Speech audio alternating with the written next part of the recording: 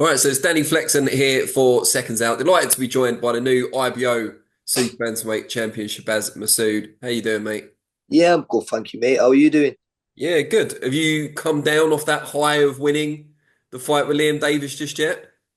Yeah, to be honest with you, I come back and it's just back to reality. You come back to your family and stuff, and I'm just straight back in the gym, on to the next. Yeah, I saw on your Instagram, was it no victory lap? Back to business. Never, never. How long did you actually have out the gym? Are we talking days? The fight was on Saturday, Sunday rest. Monday, I had like an active recovery type of thing, so I went for a long walk with my dog in the woods. For about, I went for a 3-4 hour walk there, and then on the Tuesday I was back in the gym. Wow. And do you commute every day, or do you live down there while you're in camp? No, so when I'm in, so next week I'll probably go back to Essex. I'm back training down there with Ben and Leigh Wylie and everyone. But when I'm at home, my dad's got an amateur club here, so I keep on ticking over at home. So it's never a case of never not being in the gym, even if I'm doing a little bit less. But I'm still at home and I'm still training. That's the main thing. And when you're training in Essex, do you stay down there? Have you got like a Yeah, flat or something? Yeah. yeah. So me and Leigh Wood, we rent a place there, and Leigh Wylie lives with us as well. So it's non-stop boxing 24/7, man. So yeah, Lee's had his fair share of flatmates down there, hasn't he? Like in the past as well. Jordan Gill was there at one point. yeah. Leo No, Derlanger. Jordan didn't live there. He was commuting all the time. Oh, He was okay. he was up and down. So the last the last 3.5 years since Lee's been there, he's always lived with me. We've What's been he in the like same as house. a flatmate? Do you know what, mate? He's the best cook. He's the best cook, man. He does amazing pasta and salmon. He's a good cook, like. Yeah. Is he tidy? Has he got any annoying habits? He's tidy. Plus, the good thing is he's a top handyman as well. Anything ever goes wrong, he'll be fixing it there. What's your role in the flat? He's the cook, he's the handyman, he's the cleaner. What do you do? I'm not a bad cook myself, so we take turns sometime, and then I think I'm the morale guy in the flat. I come in and just go, oh, have you seen this meme? Or keep the morale high in the flat. You need that. You need that. Now, just talking about that Liam Davis fight, obviously it was postponed from earlier in the year. You got a run out when Yeah. Liam fell ill. Did that change your preparations at all, having that delay? No, if anything, I just had to that fight with Marvin Solano. I didn't want to do too much. I just wanted to get the rounds in and on to the next. Think about the big one, and that's what I did. How did you feel mentally going into the fight with Liam Davis, knowing that you were the away fighter? He had the big fan base. Obviously, it was on his promoter's show I as well. love that. I love You that. like that? I like it. I love going to other places. Like I was speaking to this about with my friends, and they're like, "Oh, like does it get to you the crowd and everything?" I go, honestly, if they boo me, I'd love that. I'd love that because I'll be thinking it's just me and you in there. But a ring's a ring, and it's just me and you. And when you were actually in there, kind of between rounds, when you had a chance to catch your breath, how did you feel it was going? I was just nice and relaxed. The team was like, as people can watch it, when people watch it, they see how relaxed the team was in the corner as well. Just like nice and relaxed, deep breaths, just chill out, just enjoy it. And I And was, did you feel you were widely winning or clearly winning? yeah, I felt that from round one. And don't get me wrong, there were moments in the fight where he was trying to do his little bit, but I felt like all the best work, the dominating work, was from myself. Yeah, I think most people watching agree. I thought it was an outstanding performance, Oh, especially thank you, considering you came in as the underdog. You were razor thank you, sharp throughout the fight. cheers, mate. When you get to the end in that moment and they're reading out the scores, Oh, you realize it's a split decision. How worried are you at that point and how surprised?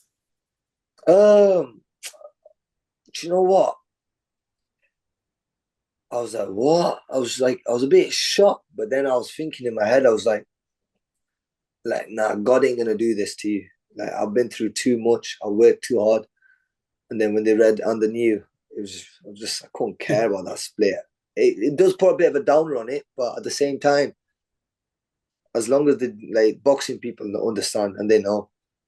How do you kind of, I know it's not kind of ruined it for you or anything, but how do you put an explanation to that? Is there a case to be made that the aggression swayed the judge even if it wasn't effective? Yeah, but if you're aggressive, but you're getting caught with everything, and you get even in the pocket though, even when we're inside, I was doing the better work. So I didn't understand it. I didn't understand it, but I was the away fighter, etc. But at the same time, you know what it is with judging. I feel like it's a matter of opinions. Every judge scores it differently because of their opinion. So I'd love to just sit down, and I do think boxing needs it, where the judges sit down and genuinely like explain like what come to that decision. I think that'd be good for boxing like in general. Yeah, I agree. The IBO title doesn't mean as much to some fighters as others. Given Yeah, your journey and where you've come from and the stop-start nature of your career, yeah, what does that win mean to you? yeah. Alhamdulillah, it's amazing. It's a world title. Uh, some of the best fighters ever have had that belt, and I'm truly grateful. But at the same time, I do understand that I want a lot more. I want more, and I genuinely think people haven't seen the best of me yet. That was a. I came out of the ring and I was like, man, I was about 70%. There's a lot more layers in the game in terms of I'm a natural orthodox. I box orthodox all the time, but I've been staying southpaw the last few fights because I've been working on a few things, but I can change it and adapt if I want. How much of the credit for the win, obviously you've worked very hard yourself, but how much of the credit do you put to your training team down in Essex? Yeah, 100%. I give them so much credit because I see the amount of work they put into me, the belief they had in me, and it's like Ben believed in me when no one else did. When I went there, I had nothing. He paid like people don't realize this. Like he paid for a lot of stuff for me. When I went up there, I didn't really have much, and he paid for me to live there, to train. He helped me out so much. Got me a few sponsors as well at that time, and he does a lot for me. And then Lee Wylie as well. Lee Wylie does so much for us as well. He leaves his family, he comes and lives with us, the lads in camp in our house. And he's with us 24/7 talking boxing, talking about the sparring we had today. Okay, let's watch this fight together. Like it's just non-stop boxing, and I'm truly grateful for a team like that. And there was a lot of criticism, I think we've spoken to you about this on the channel before, of Ben and the team after Anthony Joshua's lost to Daniel Dubois because it's such a high profile fight Yeah, and people are desperate to assign blame somewhere. But given everything Ben and the team have done for you personally, how did that yeah. criticism make you feel at the time? It was very annoying because it was very annoying because I do understand the level that they operate at, and I'm not just saying it because it's my team and my coaches, but when you're in that camp and you understand the level of knowledge that there is there, you think, wow. But obviously, if people ain't been in the camp and seen the way we operate there, they're not going to understand. But I've been there the longest, and I understand that it's a recipe for success. Have you seen or spoken to AJ since the Dubois fight? Yeah, yeah. He was in the gym, seeing all the boys just coming in, seeing all the lads, and yeah, I had a chat with him. He's cool. He's cool. It's boxing, part of the game, man.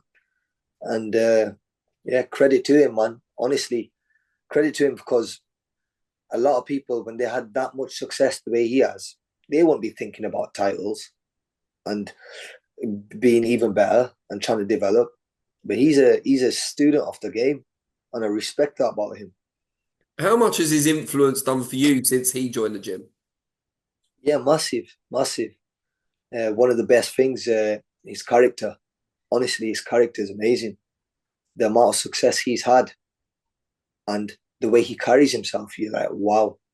Because a lot of people that get to him, they think, oh, they walk around with a chip on their shoulder.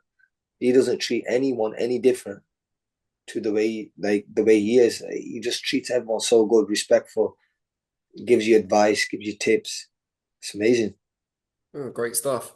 Now, Liam Davies was making quite a lot of, or getting quite a lot of coverage in the build-up to the Yeah, fight with you, specifically around another fighter in Noya Inoue. yeah, Some of it tongue-in-cheek, I think, from Queensbury's Dev Sani, yeah. but maybe not all of it. Dev loves it, doesn't he? Yeah, he does. Yeah. Have you now inherited that beef? Do you have to target Inoue now? Mate, honestly, I've never been the one kind of guy to like call out individual names because I used to do that at the start of my career and I won't get the fights. Now I just leave it to the team and I just stick to my job, which is the training, the living the life, and the staying focused and disciplined. And that's what I got to do. So I leave it to the team. However, I do hear, like, if the fight's there, it's there. But at the same time, I do hear next year he wants to move up. I've got a top 5 ranking with most of the governing bodies.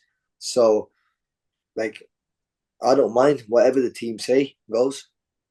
What do you think could be next for you? I see, there's some slightly ahead of you in some of the rankings. TJ Dehaney might Yeah. be someone on the radar given his proximity geographically. Who would you like next?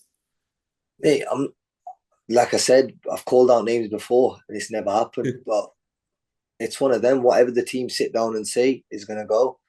And I'm just ready for a big 2025. I'm straight back in the gym. Honestly, I just wanted to keep this mindset as a student of the game and just keep developing as a fighter and elevating. That's all I want to do. So I'm just gonna focus on me. You can only focus on what's that quote he always says to me? There's a quote. He goes, control the controllables. And that's what I'm doing. The only thing I can control is what I'm doing. So I'm in the Who gym. always says that to you? My S&C coach and nutritionist, Paul Rimmer, he always said that. He goes, all you can do, son, is control the controllables. And I need to live by that. So yeah.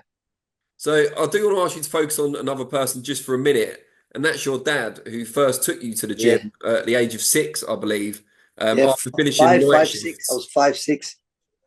Yeah, and I read it was after he finished his night shifts as a taxi driver, so he Yeah. weren't going to bed and getting his rest. He was taking you to the gym.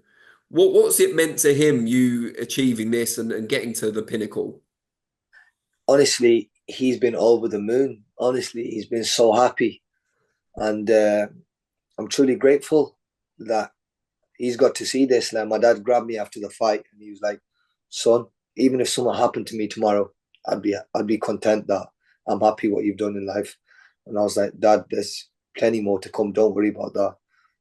I started boxing because of him, and I'm truly grateful for everything that he did. Like I remember days when I was 11, 12 years old and he'd finish his taxi shift 4, 5 a.m. He'd wake me up, we'd have a bit of food together, go straight to the gym. And he'd literally be there. I'd be on the bags, it'd be on the weights, and he'd just be going like this, just watching me, just falling asleep, dozing off. But the last minute, he'd just wake up and it'd be like, keep going, keep going.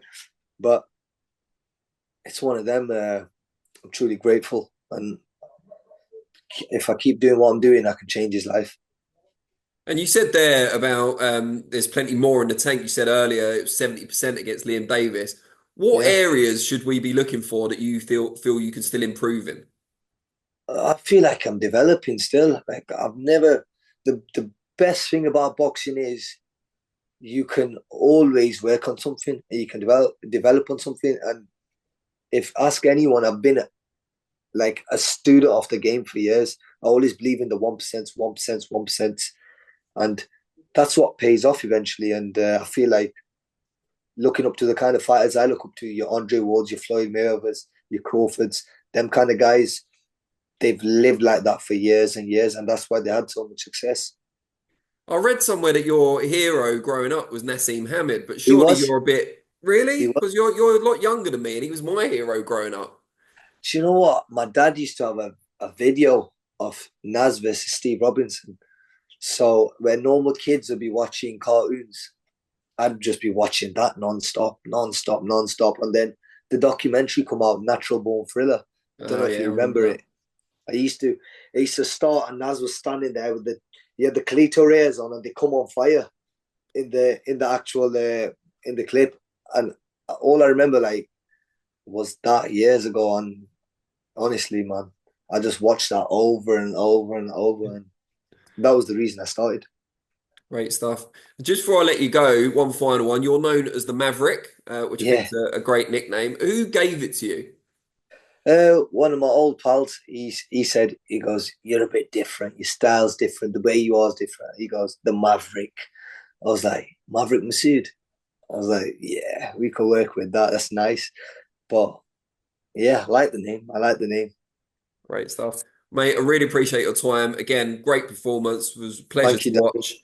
And yeah, look forward to seeing you back out. Cheers, mate. I appreciate that. Thank you. No problem, mate. Take care. Speak soon. Take care. God bless you, Cheers, mate. Danny. And you. Bye.